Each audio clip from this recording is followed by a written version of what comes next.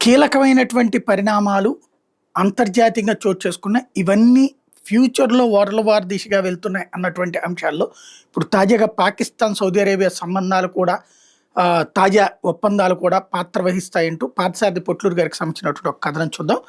Qatar మీద దాడి చేసిన తర్వాత ఇజ్రాయెల్ ప్రధాని నెతన్యాహు టెలివిజన్‌లో దేశ ప్రజలను ఉద్దేశించి మాట్లాడుతూ ఉగ్రవాదులకు ఆశ్రయం ఇచ్చే ఏ దేశం మీదనైనా దాడి చేస్తామంటే హెచ్చరిక చేశాడు. ఇది అరబ్ దేశాల్లో ఆందోళన కలిగించింది. ఇది Egypt, Saudi Arabia, Turkey, Pakistan దేశాలకి నెతన్యాహు చేసిన హెచ్చరిక. ఈజిప్ట్ హమాస్కి, సౌదీ అరేబియా సిరియాకి, టర్కీ సిరియాకి, చివరగా పాకిస్తాన్ టెర్రరిస్ట్ ఎగుమతి దేశంగా అండగా ఉంటున్నాయని ఇప్పటికే చాలాసార్లు హెచ్చరించాడు నెతన్యాహు. ఖతార్ మీద దాడితో అది ఉత్తుత్తి హెచ్చరిక కాదని తెలిపోయింది. నాటకంలో అంతర్నాటకం. సెప్టెంబర్ 17, 2025 సౌదీ అరేబియా, పాకిస్తాన్లు రక్షణ ఒప్పందం చేసుకున్నాయి. సౌదీ అరేబియా మీద ఎవరు దాడి చేసినా పాకిస్తాన్ తన సైన్యాన్ని సౌదీ అరేబియాకి పంపిస్తుంది. పాకిస్తాన్ ఎలాంటి ఆయుధాలు కొనాలన్నా సౌదీ అరేబియా ఆర్థిక సాయం చేస్తుంది. సౌదీ అరేబియా దగ్గర అమెరికా, చైనా, ఫ్రాన్స్, జర్మనీకి చెందిన ఆయుధాలు ఉన్నాయి. వాటిని పాకిస్తాన్ సైన్యం ఉపయోగిస్తుంది సౌదీ రక్షణగా. సౌదీ అరేబియా సైన్యం అంత బలహీనమైందా? కడుపు నిండిన వాడికి కాలు కదలదని సామెత. 2015లో యెమెన్లోని సున్నీ ప్రభుత్వానికి అండగా సౌదీ రాజు తన సైన్యాన్ని యెమెన్కి పంపాడు. సున్నీ ప్రభుత్వానికి వ్యతిరేకంగా పోరాడుతున్న షియా హౌతీలు 400 మంది సౌదీ సైనికులు పట్టుకుని కాళ్ళు చేతులు కట్టేసి ఆ ఫోటోలను అంతర్జాతీయ మీడియాకు విడుదల చేశారు. హౌతీలకు రహస్యంగా డబ్బులు ఇచ్చి తన సైనికులను విడిపించుకున్నాడు సౌదీ రాజు. సౌదీ సైనికులకు అత్యాధునిక అమెరికా ఆయుధాలు ఇచ్చిన హౌతీ దగ్గర ఉన్న AK-47 ముందు అవి పనిచేయలేకపోయినాయి. నిజానికి సౌదీ సైన్యానికి జీతం తీసుకుని తమ దేశం కోసం పోరాడాలనే భావన ఉండదు. ఇక్కడ ఆయుధాలు ఎంత ఆధునికమైన ఉన్నా పోరాడే తత్వం లేనప్పుడు అవి ఉన్నా ఒకటే, లేకపోయినా ఒకటే. సౌదీ అరేబియా, పాకిస్తాన్ మధ్య అధికారిక ఒప్పందం సెప్టెంబర్ 17, 2025 జరిగిన అనధికార ఒప్పందం చాలా కాలం నుండి అమల్లో ఉంది. సౌదీ అరేబియాలో 70,000 మంది పాకిస్తాన్ సైనికులు ఉన్నారు చాలా కాలంగా. వీళ్లలో నుంచి కొంతమందిని తన వ్యక్తిగత రక్షణ సిబ్బందిగా నియమిస్తాడు సౌదీ రాజు. తన సైన్యంలో పనిచేసే వాళ్ళ నుంచి స్వంత రక్షణ కోసం తీసుకోడు, ఎందుకంటే తిరుగుబాటు చేసి బంధిస్తారనే భయం ఉంది. సెప్టెంబర్ 17 సౌదీ అరేబియా, పాకిస్తాన్ మధ్య జరిగిన రక్షణ ఒప్పందం కేవలం లాంఛనమే. నాటకంలో అంతర్నాటకం ఎందుకు అనాల్సి వచ్చిందంటే సౌదీ యువరాజు, పాకిస్తాన్ ప్రధాని ఇద్దరూ కలిసి సౌదీ అరేబియాలో సంతకాలు చేశారు. పాకిస్తాన్ ప్రధాని ఏమన్నా సొరంగ మార్గంలో ప్రయాణించి సౌదీ అరేబియా వెళ్ళాడా? ఒప్పందం మీద సంతకాలు చేసిన అరగంట తర్వాత ఇలా జరిగిందంటూ ట్రంప్కి ఫోన్లో చెప్పాడు సౌదీ రాజు. అల్ రుమయ్యన్ అని మీడియాలో ఊదరగొట్టడం పెద్ద జోక్. సో సౌదీ అరేబియా మీద ఇజ్రాయెల్ దాడి చేస్తే పాకిస్తాన్ తన సైన్యాన్ని పంపిస్తుంది. అదే పాకిస్తాన్ మీద ఇజ్రాయెల్ లేదా భారత్ దాడి చేస్తే సౌదీ అరేబియా డాలర్లు ఇస్తుంది. పాకిస్తాన్ విదేశీ అప్పులు $135 బిలియన్. సుమారుగా లెక్కేస్తే పాకిస్తాన్ జీడిపిలో దాదాపు 45% విదేశీ అప్పుగా ఉంటుంది. పాకిస్తాన్ సెంట్రల్ బ్యాంక్ దగ్గర డాలర్ రిజర్వ్ వచ్చేసి 8 నుంచి 10 బిలియన్ డాలర్లు. కానీ ఇది కూడా అప్పు కింద తీసుకున్నది. విదేశీ అప్పు కనుక డాలర్ రిజర్వ్తో పోలిస్తే దాదాపుగా 500%గా ఉంటుంది. జీడిపితో పోలిస్తే 100% లోపలే. విదేశీ అప్పు ఉంటే అది సురక్షితం. ఎగుమతులు బాగా ఉండి అది పెరుగుదల చూపిస్తూ ఉంటే 120% కన్నా జీడిపి కన్నా విదేశీ అప్పు ఉన్నా పర్వాలేదు. జపాన్ దీనికి ఉదాహరణ. పాకిస్తాన్ ప్రతి సంవత్సరం విదేశీ అప్పుకి వడ్డీ కింద సుమారుగా $8 బిలియన్ కట్టాల్సి ఉంటుంది. గత దశాబ్ద కాలంగా అప్పుతో పాటు వడ్డీని కూడా రీషెడ్యూల్ చేయించుకుంటూ నెట్టుకొస్తుంది. ఇక పాకిస్తాన్ ప్రభుత్వం తమ దేశంలోనే సేకరించిన రుణం మొత్తం 40 లక్షల కోట్ల రూపాయలు పాకిస్తాన్ రూపాయలుగా ఉంది. పాకిస్తాన్ ప్రభుత్వం విదేశీ అప్పులను పక్కన పెడితే తన సంవత్సర ఆదాయంలో 60% స్వదేశంలోని అప్పులు వడ్డీని చెల్లించాల్సి వస్తుంది. పాకిస్తాన్ తమ దేశ ప్రజల కోసం పూర్తి స్థాయిలో ఆహారం పండించుకోలేకపోతుంది. ఒకసారి గణాంకాలు చూడండి. ముందున్న పాకిస్తాన్లో ఉత్పత్తి అయ్యేవి అయితే బ్రాకెట్లో ఉన్న దిగుమతి చేసుకోండి. ఇక్కడ చెప్పుకొచ్చారు డీటెయిల్గా. గోధుమ పంట 65% వచ్చేటప్పటికి పాకిస్తాన్ ఉత్పత్తి అయితే దిగుమతి చేసుకున్న 30%. వరి బాస్మతిలో 70% లోకల్ అయితే 30% దిగుమతి. పాలు 58% లోకల్ అయితే 42% దిగుమతి. మటన్ 59% అయితే 41% దిగుమతి. బీఫ్ 51% లోకల్ అయితే 49% దిగుమతి. చికెన్ 61% అయితే 39% దిగుమతి. 2015 నుండి 2025 వరకు పాకిస్తాన్లో ఆహార ద్రవ్యోల్బణం 460% ఉంది. అంటే మోడీజీ ప్రధానిగా ప్రమాణ స్వీకారం చేసినప్పటి నుండి ఇప్పటి వరకు ధరలు పెరుగుతూ వస్తున్నాయి. దేనికి? ఎవరైనా కాంగ్రెస్ నాయకుడు లేదా మన దేశంలోని పాకిస్తాన్ ప్రేమికులు చెప్పగలరా? ధరలు 460% పెరిగితే పాకిస్తాన్ ప్రజల వేతనాలు మాత్రం 290% మాత్రం పెరిగాయి. ఎందుకనో చెప్పగలరా? పాకిస్తాన్కి డాలర్లు కావాలి అంతే. సౌదీ అరేబియా తాను ఫండింగ్ చేసి నిర్మించిన అణు ఆయుధాలను ఈ ఒప్పందం ద్వారా వాడుకుంటుంది. జస్ట్ బ్లాక్ మనీని వైట్ మనీగా, బినామీ ఆస్తిని పన్ను చెల్లించి తన పేరు మీద రిజిస్టర్ చేసుకోవడం లాంటిదే ఈ ఒప్పందం. ఇక భారత్ కనుక పాకిస్తాన్ మీద దాడి చేస్తే సౌదీ ఏమీ కల్పించుకోదు. కేవలం ఇజ్రాయెల్ దాడిని తప్పించుకోవడానికి ఈ ఒప్పందం. 1999లో పాకిస్తాన్ అణుపరీక్ష జరిపిన తర్వాత రోజుకి 50,000 బ్యారెల నుండి చమురు క్రెడిట్ లైన్ కింద ఇవ్వడానికి సౌదీ అరేబియా పాకిస్తాన్తో ఒప్పందం చేసుకుంది. ప్రస్తుత ఒప్పందం వల్ల 50,000 బ్యారెల నుండి 1,00,000 బ్యారెలకు పెంచుతుంది సౌదీ. క్రెడిట్ లైన్ అని ఒప్పందంలో ఉంటుంది, కానీ అంతా ఉచితమే. 1999 నుండి పాకిస్తాన్ తాను సౌదీ నుండి తీసుకుంటూ వస్తున్న ముడి చమురుకు $1 కూడా చెల్లించలేదు. ఖతార్ కూడా లిక్విడ్ న్యాచురల్ గ్యాస్ని ఉచితంగా ఇవ్వచ్చు రాబోయే రోజులు.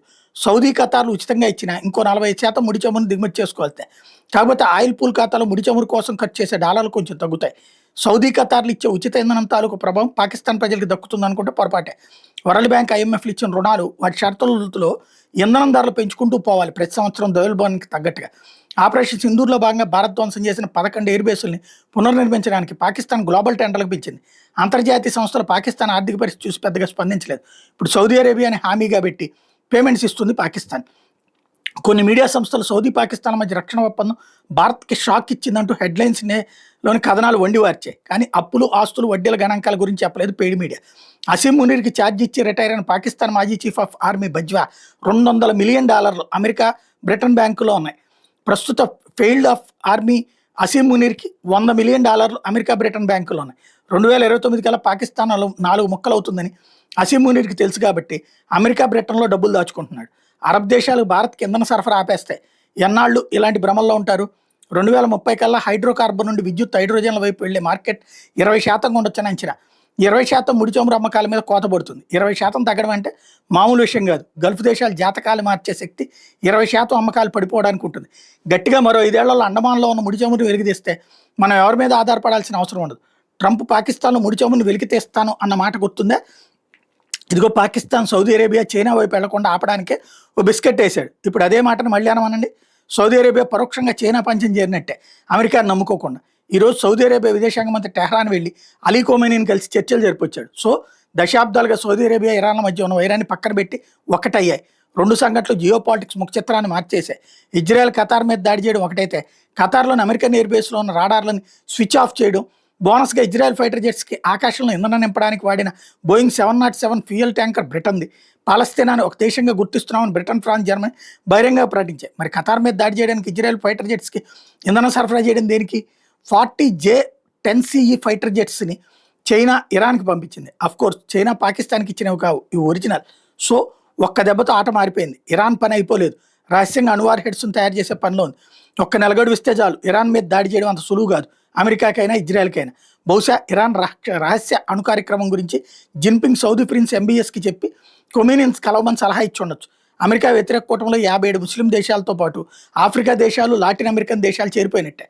భారత్ని దూరం చేసుకుంది అమెరికానే. జపాన్ ఒప్పించగలిగితే క్వాడ్ నుండి జపాన్, భారత్లు తప్పుకునే అవకాశాలు ఉన్నాయి. వచ్చే డిసెంబర్ నెలలో జరగబోయే క్వాడ్ సమావేశం ట్రంప్ ముందుగానే రద్దు చేసుకున్నాడు కాబట్టి క్వాడ్ అనేది అనధికారికంగా రద్దు అయినట్టు. So what next? ఓట్ చోర్ నినాదాన్ని ప్రజల్లోకి బలంగా తీసుకెళ్లి మోడీజీ చేత రాజీనామా చేయించే కార్యక్రమాన్ని ఇంకా బలంగా ముందుకు తీసుకొస్తారు. మోడీజీ రాజీనామా చేస్తే జియో పాలిటిక్స్, దాని డైనమిక్స్లో విపరీతమైన మార్పులు వస్తాయని బలంగా నమ్ముతుంది ఇల్యూమినాటి. గత ఆగస్టు మొదటి వారంలో జార్జ్ సోరోస్ మియన్మార్, బర్మా వచ్చి వెళ్ళిన తర్వాత రాహుల్ ఓట్ చోర్ నినాదాన్ని మొదలుపెట్టాడు. జార్జ్ సోరోస్కి చెందిన ఓపెన్ సోర్స్ ఫౌండేషన్ బర్మాలో కూడా ఉంది. ఓట్ చోర్ ప్రాజెక్టు కోసం బహుశా ఫండింగ్ బర్మా, బంగ్లాదేశ్ల మీదుగా వెస్ట్ బెంగాల్లోకి, ఆపై భారత్లోని వివిధ ప్రాంతాలకు ప్రవహిస్తుండొచ్చు. సౌదీ అరేబియా, పాకిస్తాన్ మధ్య రక్షణ ఒప్పందం జరగగానే ట్రంప్ ఆఫ్ఘనిస్తాన్ రాజధాని కాబూల్కి 40 కిలోమీటర్ల దూరం ఉన్న బగ్రామ్ ఎయిర్ బేస్ను తమకు అప్పగించమని తాలిబాన్లను డిమాండ్ చేస్తున్నాడు. 1959లో బగ్రామ్ ఎయిర్ బేస్ని అమెరికా నిర్మించింది. 81-91 వరకు అప్పటి సోవియట్ యూనియన్ 10 ఏళ్ల పాటు ఎయిర్ బేస్ను వాడుకుంది. తిరిగి ఎయిర్ బేస్ను 2010లో అమెరికా ఆధునికంగా పునర్నిర్మించి తన స్థావరంగా వాడుకుంది. 2001 నుండి 2021 వరకు నాటో దళాలకు ముఖ్యమైన ఎయిర్ బేస్గా ఉపయోగపడింది. 1వ శతాబ్దంలో కుషానుల సామ్రాజ్య రాజధానికి ఒక వెలుగు వెలిగింది బగ్రామ్. పాత సిల్క్ రూట్ కేంద్రంగా ఉండేది. ట్రంప్ బగ్రామ్ ఎయిర్ బేస్ను తమకు అప్పగించకపోతే తీవ్ర పరిణామాలు ఎదుర్కోవాల్సి వస్తుందని హెచ్చరిస్తున్నాడు. తాలిబాన్లు మాత్రం ఒక్క అంగుళం కూడా ఇచ్చేది లేదని ఘాటుగా సమాధానం ఇస్తున్నాడు. ఇప్పుడు బగ్రామ్ ఎయిర్ బేస్కి అమెరికా ఎందుకు అంత అవసరమైంది?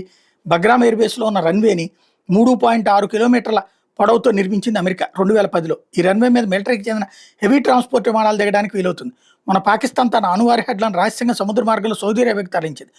ఇజ్రాయెల్, సౌదీ అరేబియా పాకిస్తాన్ మీద దాడికి ప్రయత్నిస్తే పాకిస్తాన్ సౌదీ అరేబియా నుండి అణ్వస్త్రాలను ఇజ్రాయెల్ మీదకి ప్రయోగిస్తుందన్నమాట. నాటో తరహా అరబ్ కూటమికి సన్నాహాలు వేగంగా జరుగుతున్నాయి. ఆఫ్ఘనిస్తాన్లోని బగ్రామ్ ఎయిర్ బేస్ను స్వాధీనం చేసుకుని ఒకవైపు చైనాని, మరోవైపు పాకిస్తాన్ని కంట్రోల్ చేసే ఉద్దేశంతో ఉన్న ట్రంప్ యూట్యూబ్లో భారత్కి షాక్ అంటూ తమ్నేలు పెట్టి అశుద్ధాన్ని వండుతున్న యూట్యూబ్ సొంటలకు అదో ప్రశ్న. అణు ఆయుధాలు పాకిస్తాన్లో ఉన్నప్పుడే 3 సర్జికల్ స్ట్రైక్స్ చేసింది భారత్. అణ్వాయుధాలు పాకిస్తాన్లో ఉన్నప్పుడే బ్రహ్మోస్తో వాటి మీదనే దాడి చేసింది భారత్. ఇప్పుడు అవే అణ్వాయుధాలు సౌదీ అరేబియాలోకి వెళ్తే భారత్కి షాక్ ఎట్లా అవుతుంది?